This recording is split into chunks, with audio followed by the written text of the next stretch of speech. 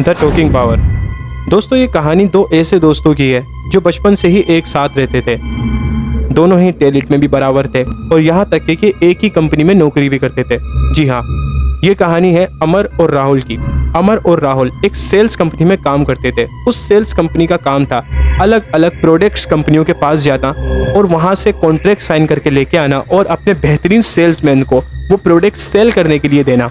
ये कंपनी 4-4 महीने के टास्क हर एम्प्लॉय को देती थी, जहां ये दोनों दोस्त भी काम करते थे। अब बचपन से साथ रहने वाले इन दोनों दोस्तों में इतना बड़ा डिफरेंस होगा ये किसी ने सोचा भी नहीं था।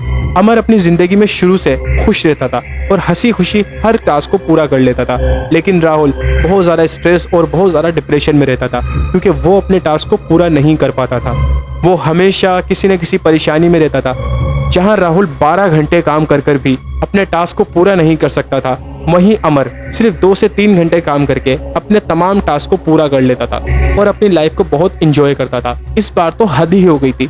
अमर ने 4 महीने का टारगेट 2 महीने में कंप्लीट किया और राहुल 4 महीने का टारगेट 6 महीने में भी कंप्लीट नहीं कर पाया। ये देखकर उस कंपनी के ओनर ने राहुल को नौकरी से निकालने का फैसला किया, लेकिन अब तक राहुल को ये चीज बताई नहीं गई थी। लेकिन राहुल को ये बात समझ में आ गई थी कि उसकी नौकरी बहुत ज्यादा खतरे में है। इधर अमर को प्रमोशन देने की बातें की जा रही थी। अब यहाँ अमर को प्रमोशन पे प्रमोशन मिल रहा था और राहुल को सिर्फ डिप्रेशन पे डिप्रेशन। अब राहुल की डिप्रेशन की एक सबसे बड़ी वजह यह भी बन चुकी थी कि राहुल जिससे मोहब्बत करता था, जिसका नाम पूजा था, पूजा ने भी उसका फोन उठाना बंद कर दिया था क्योंकि पूजा भी समझ चुकी थी कि राहुल पूरे तरीके से बर्बाद हो चुका है। जिस तरीके से लड़के कम खूबसूरत लड़की के साथ या फिर बदसूरत लड़की के साथ रिलेशनशिप में रहना पसंद नहीं करते, इसी तरीके से लड़कियां भी उस लड़के के साथ कभी भी रहना पसंद नहीं करती जो कि बर्बाद इंसान हो। वो मिसाल तो आपने सुनी होगी कि हर कामयाब आदमी के पीछे एक औरत का हाथ होता है। यार, ये मिसाल बिल्कुल गलत है। हकीकत ये है कि औरत रखती ही उसके पीछे उसके कंधे पर हाथ है जो आदमी पहले से ही कामयाब होता है। जी हाँ, जब राहुल बर्बाद हो रहा था तो पूजा ने भी उसके कंधे से हाथ उठा लिया। अब जो कि राहुल को शक था वो हकीकत भी हुआ। अब राहुल के दरवाजे पे उसकी जॉब से आजादी का परवाना भी उसके हाथ में आ गया। तो ओवरऑल दोस्तों, राहुल यहाँ पूरी तरीके से बर्बाद हो चुका था। दूसरी तरफ अमर, जो कि एक खुशहाल लड़का था और वो अपनी जिंदगी में प्रमोशन पे प्रमोशन हासिल कर रहा था, जिससे वो मोहब्बत करता था, उसी से उसने शादी भी की और मतलब हर चीज उसने अपनी जिंदगी में पाई। जो हम में से कौन है ऐसा जो नहीं चाहता कि हमारी जिंदगी में हमारी पसंद की बीवी हो, पसंद का घर हो, पसंद की गाड़ी हो।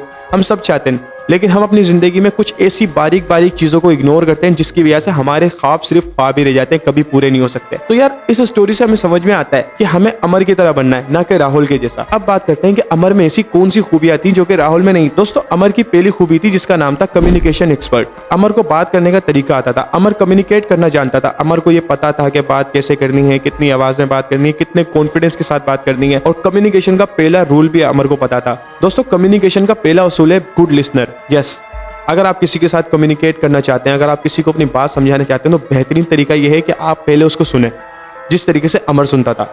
अमर किसी की बात को बहुत तवज्जो के साथ सुनता था और उसको समझता था। अमर कोशिश करता था कि उसको उसके कस्टमर की सबसे बड़ी प्रॉब्लम पता चले, जिस प्रॉब्लम का वो सोल्यूशन उसको दे सके। दूसरे नंबर पे अमर की जो पावर थी वो थी रिलेशनशिप बिल्डिंग। यस, जब अमर को एक बार किसी कस्टमर की कमजोरी या फिर उसकी जरूरत पता चल जाती थी तो वो उसके साथ उसकी इस प्रॉब्लम को सॉल्व करके उसके साथ रिलेशनशिप बिल्ड करता था, जिसकी वजह से अगर वो कस्टमर उसका पहला प्रोडक्ट नहीं खरीद रहा तो दूसरा प्रोडक्ट तो उससे लाजमी खरीद ही लेता था। और अमर की जो तीसरी कंडीशन थी, उस कंडीशन को जानने से पहले आप अगर चैनल को सब्सक्राइब कर लें तो ज्यादा बेहतर हो जाएगा, ताकि आप अपनी जिंदगी के अंदर बेहतरीन तरीके से हर चीज को पहचान सके। इस चैनल पे मैं आपको communication skills, relationship building and business coaching, business ideas, motivation videos और प्रैक्टिकल लाइफ की अनगिनत रियल लाइफ स्टोरीज इस चैनल के ऊपर मैं आपको प्रोवाइड करता रहूंगा, जिससे आपको अपनी जिंदगी को आगे बढ़ाने में और जिंदगी में सक्सेसफुल होने में बहुत ज्यादा हेल्प मिलेगी। अब बात करते हैं अमर की तीसरी स्किल की। अमर की जो तीसरी स्किल थी, अमर की तीसरी स्किल का नाम था नेटवर्क मार्केटिंग।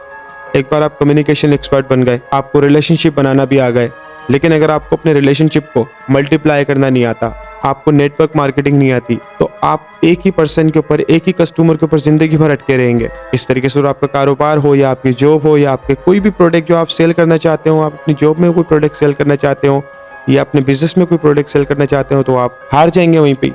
आप कर ही नहीं पाएंगे पूरी तरीके से जब तक आपको नेटवर्क मार्केटिंग के सही हुनर नहीं पता होंगे। किसी नए पर्सन के साथ कम्युनिकेट करना, उसके साथ रिलेशनशिप बिल्ड करना, फिर उस रिलेशन को मल्टीप्लाई करना, यानी कि मैंने एक इंसान के साथ एक रिलेशन बनाया तो अब मैं 2 के साथ बनाऊंगा, 2 से 4, 4 से 6, 6 से 8, 8 से 16, उसको मल्टीप्लाई करता जाऊंगा। मैं कभी एक पर्सन के ऊपर टिक के नहीं बैठूंगा। मैं हमेशा उसको मल्टीप्लाई करता जाऊंगा। इसको कहेंगे नेटवर्क मार्केटिंग। नेटवर्क मार्केटिंग वैसे तो बहुत सारे मॉडल से देखी जाती है, लेकिन रिलेशनशिप और कम्युनिकेशन के अंदर नेटवर्क मार्केटिंग इसी तरीके से देखी जाती है कि हम अपने कॉन्टैक्ट को मार्केटिंग करेंगे, हम अपने कॉन्टैक्ट को मल्टीप्लाई करते चले जाएंगे, अपने कॉन्टैक्ट को बढ़ाते चले जाएंगे। इसके लिए मेरी पर्सनल एडवाइस आप लोगों के साथ यही है कि आप जिस भी शोबे के अंदर काम करते हो, कोशिश करें, वैसे तो ज़्यादातर आप उस शोबे में काम करते हो जिस शोबे में आपको ज़्यादातर परचेसिंग पावर वाले लोग मिलते हो, जो भी चीज़ें खरीद सकते हो, जो परचेसिंग पावर रखते हो। आप ऐसे शोबों के अंदर काम करते हो जहाँ आपको इस तरीके के लोग मिलते हो। आप जिस बंदे से भी मिलें, आप उसका कॉन्टैक्ट नंबर अपने पास रखें, आप उसको सेव करें, फिर उसके बाद आप उससे मैसेज पे किसी तरीके से भी आप उसको आप उसके साथ इंटरेक्ट रहें, कांटेक्ट में रहें। फिर आप जब भी कोई ऐसी कंपनी ज्वाइन करेंगे या अपना कोई बिजनेस ज्वाइन करेंगे तो आप सोच भी नहीं सकते कि ये नेटवर्क आपके कितने ज़्यादा काम आएंगे। अब आती है फोर्थ और बिल्कुल लास्ट टिप, जो हमारा अमर बहुत अच्छे तरीके से मेंटेन करता था और बहुत अच्छे तरीके से उसके ऊपर अमल करता था, जिसको हम लोग बहुत बुरी तरीके से इग्नोर करते हैं। हम लोग उसको ऐसे इग्नोर करते हैं जैसे कोई लड़की किसी लड़के का फ़ोन इग्नोर करती है। हाँ, ऐसा ही होता है। वैसे हम लोग उसको इस तरीके से इतने प्रेशर के साथ इग्नोर करते हैं। दोस्तों, वो है अपनी हाइजीन को मेंटेन करना, अपनी लाइफ की ज्योमेट्री को बिगाड़ना, अपनी हाइजीन को मेंटेन ना करना और उसके साथ अपनी पर्सनैलिटी के ऊपर फोकस नहीं करना। अब यहाँ भी मैं आपको एक रियल लाइफ एग्जांपल सुनाऊंगा। वक्त बहुत कम है, मैं आपको शॉर्ट पे सुनाने की कोशिश करूंगा क्योंकि मेरा गला भी खराब है तो मैं ज़्यादा बोल नहीं सकता। लेकिन क्योंकि अब आप लोग इस वीडियो में जुड़े हैं और यहाँ तक आप जुड़े हुए हैं तो ज़रूर आप कुछ ना कुछ सीखना चाहते हैं और आप कुछ ना कुछ बनना चाहते हैं, तो इसलिए आपको सुनाना मेरा फ़र्ज़ है। तो मेरे एक बिजनेस मेंटोर हैं जिनके कई सारे बिजनेसेस हैं, मल्टीपल उनके बिजनेसेस हैं। तो उन्हीं बिजनेस के उनके ही कई मल्टीपल बिजनेसेस में से एक बिजनेस है जो है रियल एस्टेट का बिजनेस। यस, एक दिन मेरे बॉस को अपने रियल एस्टेट वाले ऑफिस के अंदर एक ऐसे कम्युनिकेशन एक्सपर्ट की ज़रूरत थी जो कि उनकी जगह पर जाए और जाके बायर्स को जाके जगह दिखाए, लैंड दिखाए, फ्लैट दिखाए और उनसे डील डन करे। हमारे मेंटर ने जो है जॉब के लिए एक इश्तहार दिया, यानी कि एक एड चलाया, ठीक है, फेसबुक पे कह सकते हैं या इंस्टाग्राम पे या फिर अखबार में, आप कुछ भी कह सकते हैं उसको। फिर उसके बाद जो है वहाँ से कहीं ज़्यादा लोग आने लगे जॉब इंटरव्यू के लिए। बहुत सारे लोग आए जॉब इंटरव्यू के लिए। उसमें से मैं आपको सिर्फ 2% की कहानी सुनाऊंगा, एक वो जो सिलेक्ट हुआ और एक वो जो बहुत बुरी तरह रिजेक्ट हुआ। मैं आपको पहले उसका बताता हूँ जो बहुत बुरी तरह रिजेक्ट हुआ। दोस्तों, एक वो शख्स था जिसका नाम मैं रिवील नहीं कर सकता, मान के चलेंगे जिसका नाम राज था। अब राज जिसके पास 15 ईयर का एक्सपीरियंस है, वो हमारे मेंटर के कमरे में इंटर होता है और इंटर होने के बाद वहाँ आके बैठता है, बैठकर अपना एक्सपीरियंस बताता है कि भाई मेरे पास 15 ईयर का एक्सपीरियंस है और मैंने आज तक इतनी डीलें कराएंगे, ये कराया, वो कराया, ये वो कराया, अपनी हजारों वाफाइयाँ मारता है। और उसके बाद वो बॉस से सिर्फ सैलरी डिमांड करता है 25,000। अच्छा, उसको वो जो मेंटर है उसको क्या करते हैं, फौरन उसको वहां से रिजेक्ट कर देते हैं, कोई ज्यादा बात नहीं करते, सिर्फ उसकी बात सुनी और उसको रिजेक्ट कर दिया। फिर उसके बाद एक शख्स आता है जिसको मान के चले कि उसका नाम समीर है। अब समीर आता है, समीर के पास राज से बहुत कम एक्सपीरियंस होता है।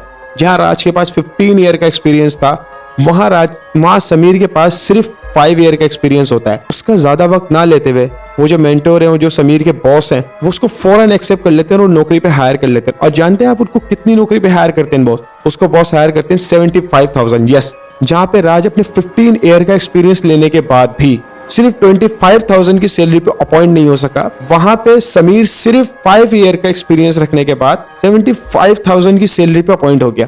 अब जानते हैं इसकी वजह क्या थी? कम्युनिकेशन तो इन दोनों की सही तरीके से चेक हुई नहीं थी और ना ही इनकी नेटवर्क मार्केटिंग क्या है, इनके रिलेशनशिप कितने हैं कस्टमर्स के साथ, ये लोग कस्टमर के साथ रिलेशनशिप कितना बनाते हैं, कितने लोग इनके कांटेक्ट में, ये सब कुछ तो अभी मेंटर को पता ही नहीं था। अभी ये सब कुछ तो बॉस को उसके पता ही नहीं था, लेकिन फिर भी उसको रख लिया। जानते क्यों? क्योंकि जब राज कमरे के अंदर इंटर हुआ था ना, तो राज के कपड़ों में से स्मेल आ रही थी। यस, राज के कपड़ों में से स्मेल आ रही थी, यानी कि उसने अपनी पर्सनैलिटी पे, अपनी हाइजीन के ऊपर पूरे तरीके से फोकस नहीं किया हुआ था। और जब समीर इंटर हुआ था ना, समीर के कपड़ों में से बहुत अच्छी खुशबू आ रही थी। मान के चलो कि उसने कोई अच्छा बॉडी परफ्यूम या अपने हाइजीन को बड़ा अच्छे तरीके से मेंटेन किया, उसने अपने नील बड़े अच्छे तरीके से कट किए हुए थे और हेयर्स कटिंग, बियर्ड्स वगैरह सब कुछ उसने बड़ी प्यारी और बड़ी बेहतरीन तरीके से कट की हुई थी, जो बॉस को बहुत पसंद आया। अब आप ये सोच रहे होंगे कि यहाँ पे यार बात पर्सनैलिटी की आ गई कि जिसके ज्यादा पैसा होगा, जाहिर है उसको हायर कर लिया गया, जिसके पास पैसा नहीं था। यार बात पैसे की नहीं थी, बात ये थी कि राज जो है वो जॉब पे आ रहा था, जॉब इंटरव्यू पे आ रहा था, तो वो एक बॉस से मिलने आ रहा था कंपनी के, जो कि उसको उससे काम लेंगे, उसको सैलरी देंगे। लेकिन राज ने आते वक्त उसके साथ कोई भी मसला हुआ हो, देखो ये चीज बॉस नहीं जानते कि आप बाइक से आ रहे हो या गाड़ी से आ रहे हो या आप बहुत ज्यादा धूप में तपते हुए आए हो, वो इस चीज पे फोकस नहीं करते। वो जब आप कमरे में इंटर होगे तो सबसे पहले, जब आप रूम में इंटर होगे तो सबसे पहले वो आपको इस नजर से देखेंगे कि आप उनके कस्टमर्स के साथ जाके कैसे मिलेंगे, आप डील को फाइनल किस हुलिये में जाके करेंगे, आप डील को फाइनल किस पर्सनालिटी को, यानी कि आप कंपनी की तरफ से क्या पर्सनालिटी लेके जाएंगे। तो जब राज के कपड़ों में से एक स्मेल आ रही थी ना, तो बॉस ने उसको इसलिए रिजेक्ट किया कि जब ये शख्स जॉब के लिए मेरे पास आया है, अपने होने वाले बॉस के सामने बैठा है और वो इसके कपड़ों में से स्मेल आ रही है और ये बड़ी बड़ी बातें कर रहा है, लेकिन इसको अपने कपड़ों का स्मेल का कोई ख्याल नहीं है, तो ये कस्टमर्स के साथ जाके कैसे डील करेगा। लेकिन वहीं पे जब समीर इंटर हुआ तो समीर ने अपनी कम्युनिकेशन स्किल के साथ साथ अपनी हाइजीन, अपनी पर्सनैलिटी के ऊपर खूब काम किया हुआ था। तो बॉस ने उसको फौरन रखा, क्योंकि पहला जो अट्रैक्शन है ना, वो होता है हमारी पर्सनैलिटी से।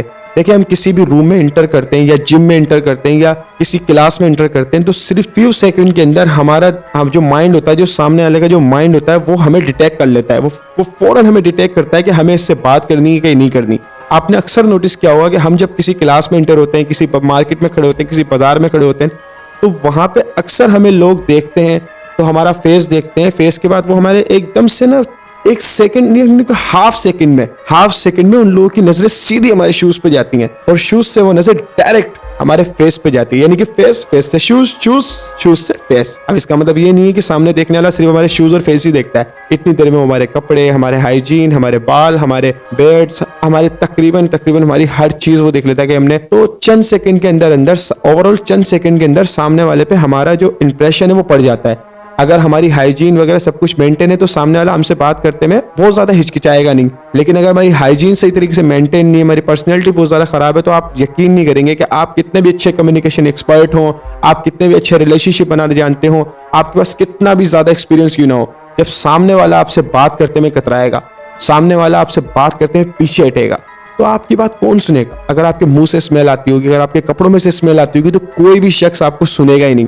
तो आपने हर चीज के ऊपर काम करना है, अपनी कम्युनिकेशन स्किल्स के ऊपर, रिलेशनशिप स्किल्स के ऊपर आपने काम करना है, आपने नेटवर्क मार्केटिंग के ऊपर काम करना है, लेकिन आपने सबसे ज्यादा फोकस रखना है अपनी पर्सनैलिटी के ऊपर। छोड़ना आपने उनको भी नहीं है, क्योंकि आपने अगर अपनी पर्सनैलिटी अच्छी कर ली और आपको कम्युनिकेशन करना नहीं आया, तब भी आप अपनी जिंदगी में फेल हो जाएंगे।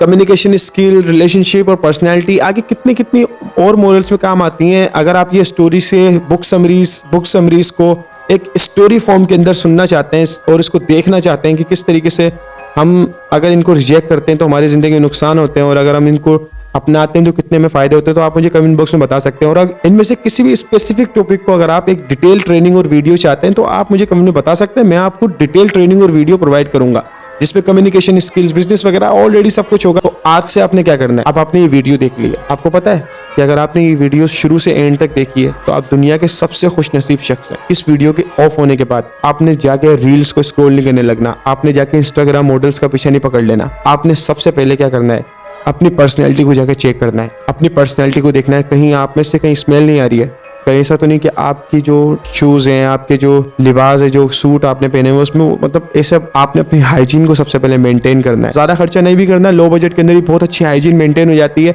आप लोगों को यूट्यूब के ऊपर इसकी हजारों वीडियो मिल जाएंगी, सर्च करेंगे लो बजट के अंदर हाइजीन कैसे मेंटेन की जाती है, पर्सनैलिटी कैसे डेवलप की जाती है, ये सारी चीजें आप अगर यूट्यूब पे सर्च करेंगे तो बहुत लोग हैं जो पर्सनैलिटी डेवलपमेंट के ऊपर वीडियो बनाते हैं, तो आप उनकी वीडियो देख सकते हैं। और आप मुझे कहेंगे तो मैं भी एक डिटेल वीडियो बना दूंगा इसके ऊपर। उसके बाद आपने कम्युनिकेशन स्किल पे काम करना है, फिर आपने रिलेशनशिप बिल्डिंग बनाना सीखनी है, फिर उसके बाद आपने नेटवर्क मार्केटिंग सीखनी है। और आपने घबराना बिल्कुल नहीं है। आप ये सोचेंगे यार इतनी सारी चीजें हम कैसे सीखेंगे, आपका भाई यहाँ मौजूद है, आपका भाई आपको सब कुछ सिखाएगा, बेफिक्र हो जाए। और अगर आप मुझसे सीखना नहीं चाहते, बेशक आप कहीं और से जाके सीखें, लेकिन मैं आपको इतना कहूंगा कि आप सीखे जरूर, क्योंकि ये चीजें जो मैं आपको बताएंगे, जो हमारा अमर बहुत ज्यादा इसके ऊपर फोकस करता था, ये सिर्फ हमारी जॉब में नहीं, ये सिर्फ हमारे बिजनेस में नहीं, ये हमारे रिलेशनशिप में, चाहे आपकी गर्लफ्रेंड हो, आपकी बीवी हो, आपकी माँ हो, आपकी बहन हो, या फिर आपका भाई हो, या आपके वालिद साहब हो, कोई भी हो, किसी के साथ भी आपके रिलेशनशिप बनाने में बहुत ज्यादा काम आएगा। अगर आपको कम्युनिकेट करना नहीं आता तो आप अपनी आंटी के सामने भी शर्मिंदा हो जाएंगे। तो ये आपकी पर्सनल लाइफ को, आपकी प्रोफेशनल लाइफ को हर तरीके से आपको बहुत अच्छा रखेगा। तो जो मशवरे मैंने आपको दिए हैं इन पे अमल करें। अगर आप सीखना चाहते हैं तो मुझे कमेंट में लाजमी बताएं, वैसे मैं इसके ऊपर कंटिन्यू वीडियो बनाता रहूंगा। आप हमारे साथ जुड़ जाएं, चैनल को सब्सक्राइब कर लें। और अगर आप कहीं और से सीखना चाहते हैं तो मेरी तरफ से कोई मसला नहीं है, आप कहीं और से जाके सीखें, लेकिन जहां से सीखना है सीखें। बस मैं आपको इतना कहूंगा, सीखे जरूर। ठीक है, मिलते हैं किसी अगली वीडियो में नई लर्निंग के साथ, किसी नए टॉपिक के साथ। तब तक के लिए मुझे दीजिए इजाजत। गुड बाय एंड खुदा हाफिज़।